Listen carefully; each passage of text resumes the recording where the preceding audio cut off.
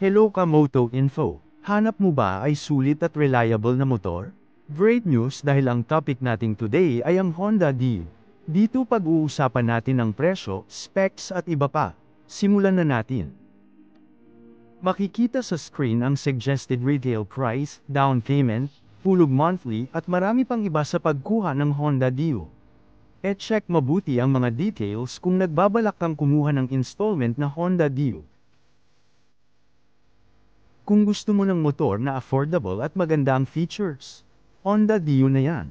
Ang Honda Dio ay may LED headlight and position light at informative meter panel. Bukod sa mga ito mayroon pang front hook at retractable rear hook ang Honda Dio.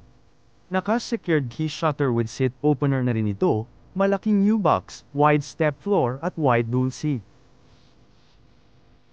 Ang Honda Dio ay may 109.51cc single-cylinder, air-cooled, fuel-injected engine na may 7.8 HP sa 8,000 RPM at 9 Nm torque sa 5,250 RPM. Mayroon itong CVT automatic transmission at PGM-FI system para sa mas tipid na gasolina. Gamit ang underbone frame, may telescopic fork sa harap at spring-loaded hydraulic suspension sa likod para sa komportableng biyahe. Sa preno, may 130mm drum brake sa likod na may CBS at optional na disc brake sa harap.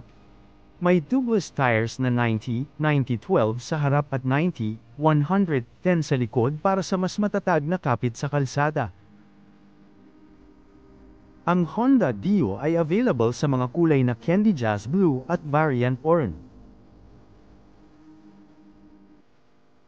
Nag-enjoy ka ba sa video?